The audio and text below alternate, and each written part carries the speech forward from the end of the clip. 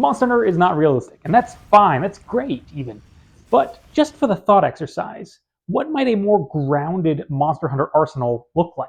Because let's face it, this is not going to go the way you want it to. And bearing in mind that without a guild hunter's strength, there's going to be a pretty hard cap on the total tonnage we should be picking a fight with. It's not like humans don't have experience hunting megafauna.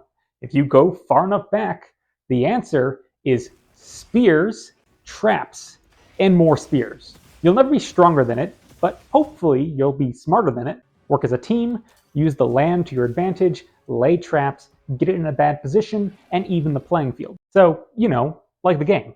And because being close to something that can release you from your mortal coil with nothing more than a step is not the best thing for your health, ranged options would be incredibly appealing. Depending on your technological ability, maybe thrown spears, slings, bows, and ultimately guns, assuming humanity has managed to survive the giant fire-breathing flying menace. Whatever hard-hitting ordnance you're capable of at your technological level. You could also take the poison dart frog approach and coat your pointy things in a chemical cocktail that will surely ruin the day of anything that gets scratched by it. And speaking of using animals, we can't overlook the possibility of domesticating creatures to help us in our hunts.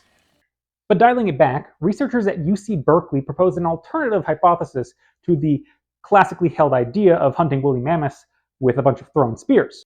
As a species, we're really good at throwing things, but when we're dealing with megafauna, or ultra megafauna, I guess in Monster Hunter's case, there's only so much you'll be able to achieve with your own power. Because again, in the face of megafauna, we're a bunch of weaklings. So why not use that beastie's strength against it? The rather gutsy plan the researchers are toying around with is the idea of goading this megafauna into charging you down. And rather than throw your spear, wait until it has no chance of decelerating in time, and plant a nice long spear into the earth for it to run into. You don't have to be strong enough to run the thing through with your spear if it's strong enough to do the job for you.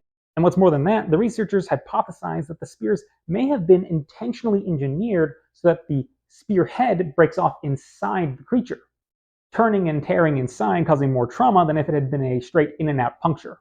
Which means the worm stake of the gun lance might not actually be all that far off the mark.